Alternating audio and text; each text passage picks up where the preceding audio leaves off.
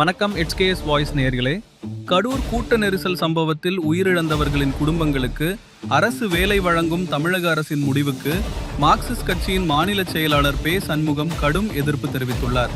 இது குறித்த விரிவான செய்தியை காண்போம். விஜய் அவர்கள் கடந்த முறை கரூர் வருகை தந்திருந்த போது அங்கு ஏற்பட்ட எதிர்பாராத கூட்ட நெரிசலில் சிக்கி 41 பேர் பலியாகினர்.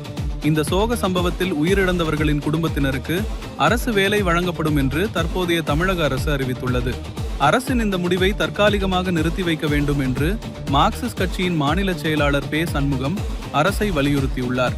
இது தொடர்பாக அவர் வெளியிட்டுள்ள அறிக்கையில் பல்வேறு முக்கிய கேள்விகளை எழுப்பியுள்ளார். TVK பிரச்சாரத்தின் போதுதான் இந்த விபத்து நடந்துள்ளது. எனவே TVK அரசு தன் அதிகாரத்தை பயன்படுத்தி இந்த அரசு வேலைவாய்ப்பை வழங்குகிறதா என்கிற நியாயமான கேள்வி எழுகிறது. 41 பேர் உயிரிழந்தது தொடர்பான வழக்கு விசாரணை இன்னும் நீதிமன்றத்தில் நிலுவையில் உள்ளது.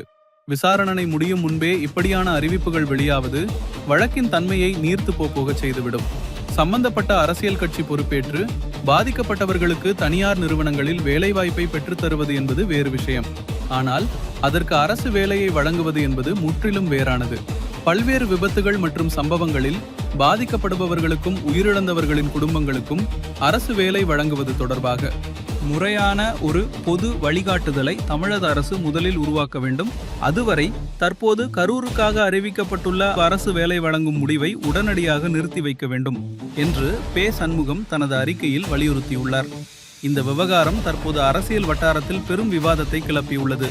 மேலும் இது போன்ற உடனுக்குடனான முக்கிய செய்திகளை தெரிஞ்சு கொள்ள நம்ம HKS வாய்ஸ் பக்கத்தை லைக் மற்றும் ஃபாலோ பண்ணிக்கோங்க. நன்றி.